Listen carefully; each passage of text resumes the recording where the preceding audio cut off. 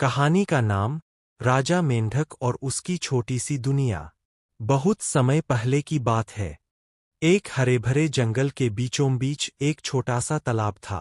उस तालाब में बहुत सारे जीव जंतु रहते थे। मछलियाँ, केकड़े, जल के फूल और एक मेंढक जिसका नाम था भोलू।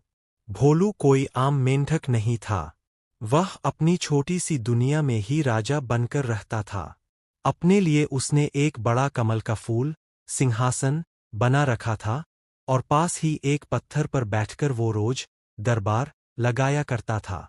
तालाब के सारे जीव भी उसे राजा भोलू कहकर बुलाते थे, कोई डर से तो कोई मजे से। भोलू खुद ही सेनापति था, खुद ही मंत्री और खुद ही न्यायाधीश भी। हर सुबह वह ऐलान करता, आज के नियम, कोई मछली ज्यादा बुलबुले नहीं बनाएगी और कोई केकड़ा मेरी जगह कमल पर नहीं बैठेगा। सब उसकी बात मानते, क्योंकि भोलू बड़ा चतुर था। जब बारिश होती तो वह सबसे ऊंचे पत्ते पर बैठकर ऐसे टर्राता जैसे कोई शाही घोषणा कर रहा हो। उसकी आवाज इतनी गूंजती थी कि जंगल के पक्षी भी चौंक जाते। एक दिन पास के बड़े तालाब से एक विदेशी मेंढक आया। उसका नाम था टोबी। टोबी बहुत घूमा था, बहुत जगह देखी थीं। उसने भोलू से कहा, भोलू, तुम इतने बड़े राजा हो, लेकिन कभी अपने तालाब से बाहर निकले हो?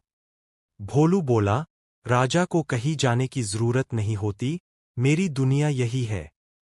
लेकिन टोबी ने उसे दिखाया कि उसकी छोटी सी दुनिया के बाहर भी कितना सुंदर संसार है।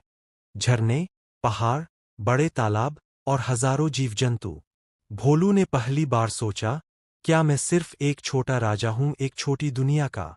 तब उसने एक फैसला किया, मैं अब सिर्फ अपने तालाब का राजा नहीं रहूंगा।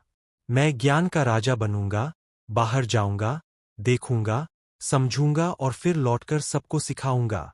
और इस तरह भोलू ने अपनी राजा वाली सोच को छोड़कर एक सच्चे नेता की तरह अपने जीवन की नई यात्रा शुरू की।